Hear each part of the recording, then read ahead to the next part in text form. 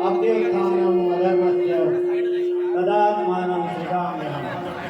अर्थात हे भारतवंशी अर्जुन, जब जब धर्म की हानि होती है और अधर्म का वृद्धि होती है, तब तब मैं अपने आप को साकार रूप से लोगों के सम्मुख प्रकट करता हूँ।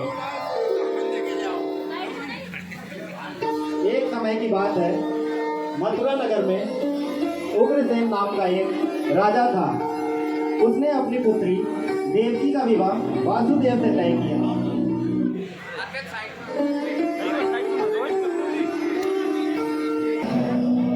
जो अत्यंत क्रूर निर्दयी था, देवकी से अत्यंत प्रेम करता था। इसलिए विवाह संपन्न होने के पश्चात स्वयं उसे ससुराल छोड़ने का निश्चय करता है।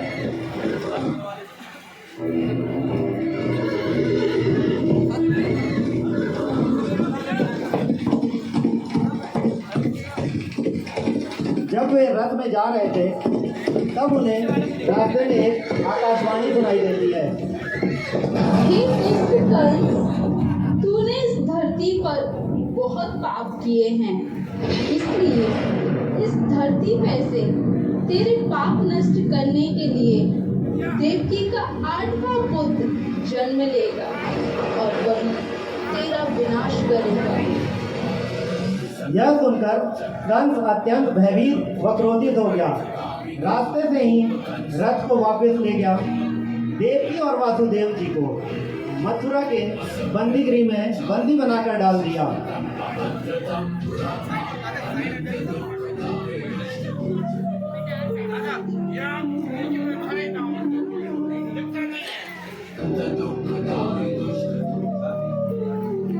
समय बीतता गया। कुछ समय बाद देवकी की पहली संतान हुई।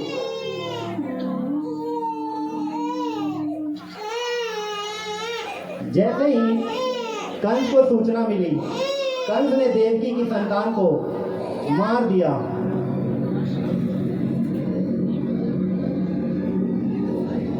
यह उसके अत्याचार की शुरुआत थी। इस प्रकार कंस ने देवकी के 7 पुत्रों की जन्म के तत्काल बाद ही हत्या कर दी।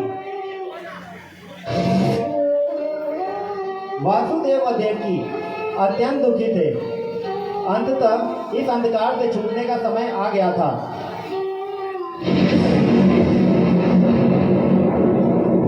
जब भगवान ने धरती पर मानव रूप धारण करते हुए जन्म लिया, उस रात घोर अंधेरा था और तेज वर्षा हो रही थी। ऐसी लगन में भगवान सर्वप्रथम वासुदेव के मन में, फिर देवकी के मन से होते हुए गर्भ तक स्थानांतरित करते हैं। देवकी की 8वीं संतान बनकर मानव रूप में जन्म लिया।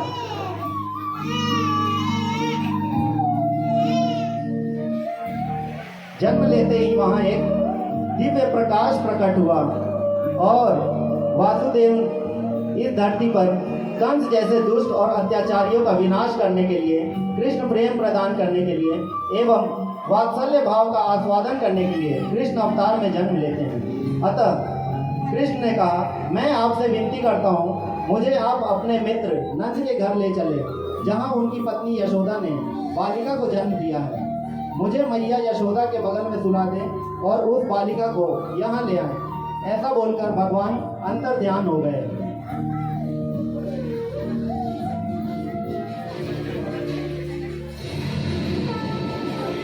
भगवान विष्णु ने शिशु का रूप धारण किया और एक चमत्कार हुआ। वासुदेव और देवकी बेड़ी मुक्त हो गए। कारागार के द्वार अपने आप खुल गए। जेल प्रहरी गहरी निद्रा में सो गए और ऐसे समय वासुदेव अपने बच्चे को लेकर नंद के घर चल पड़े। तेज वर्षा के कारण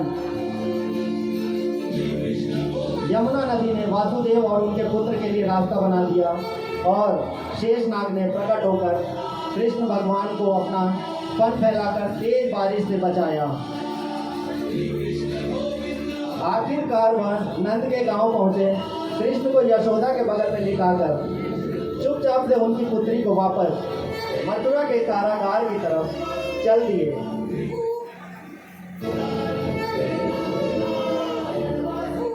पुत्री के रोने की आवाज सुनकर सब जाग गए।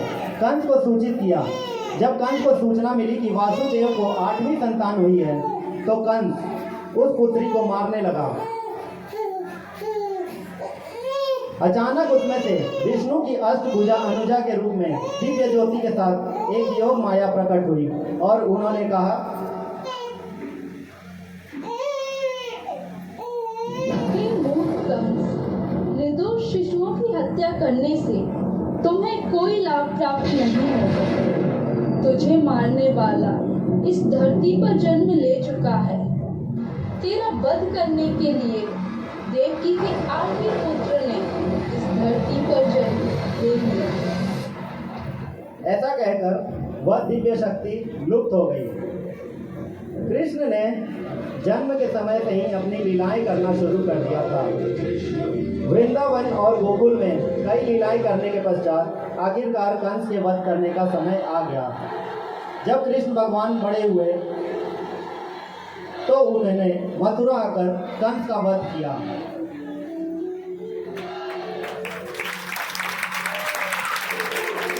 मथुरावासियों, हर युग में हर अतताई का यही अंत होता है। इस प्रकार कृष्ण भगवान ने धरती पर अत्याचार और बुराई का अंत किया। इसलिए प्रत्येक भाद्र पक्षी कृष्ण पक्ष की अष्टमी को जन्माष्टमी के रूप में मनाते हैं।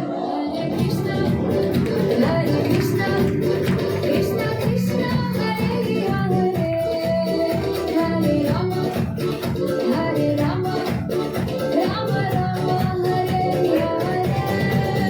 हरे कृष्णा कृष्णा कृष्णा हरे हरे, हरे राम